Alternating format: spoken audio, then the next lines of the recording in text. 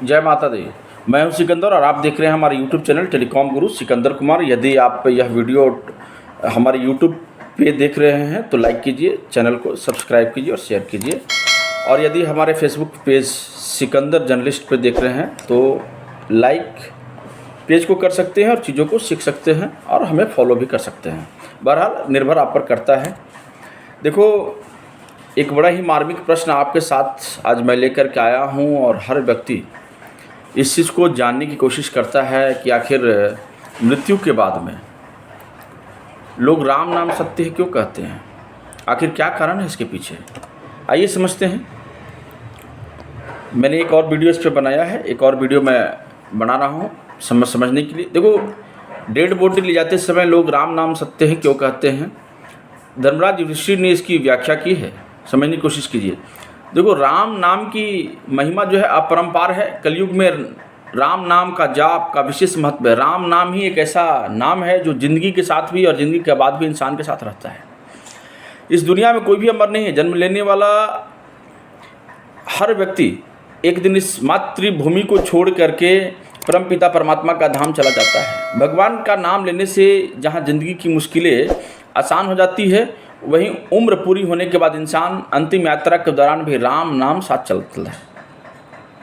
हिंदू धर्म से जुड़ी कुछ किसी व्यक्ति की अंतिम यात्रा के दौरान लोग रास्ते भर राम नाम सत्य है बोलते हैं।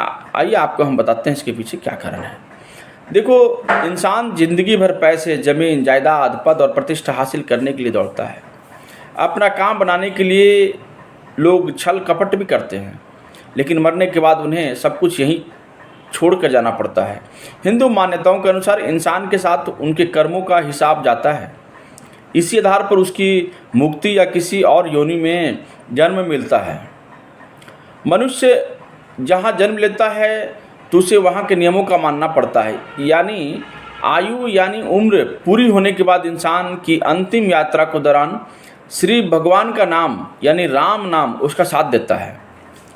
माना जाता है सबसे पहले इस बात का उल्लेख महाभारत काल में पांडवों के सबसे बड़े भाई धर्मराज युधिष्ठिर ने एक श्लोक के जरिए किया था।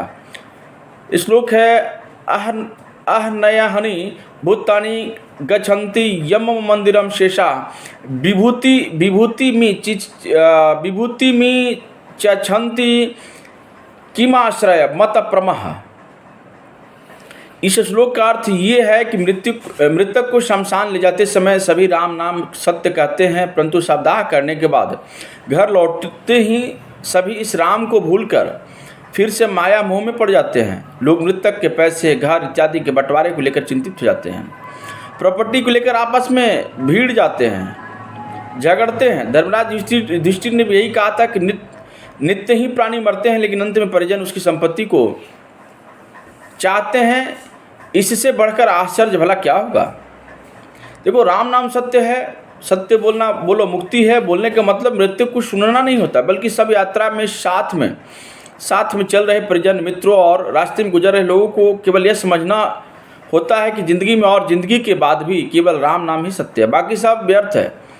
एक दिन सब कुछ यहीं छोड़ करके जाना है, साथ में सिर्फ हमारा कर्म ही जाता है। आत्मा को गति और सिर्फ राम नाम से ही मुक्ति मिलती है।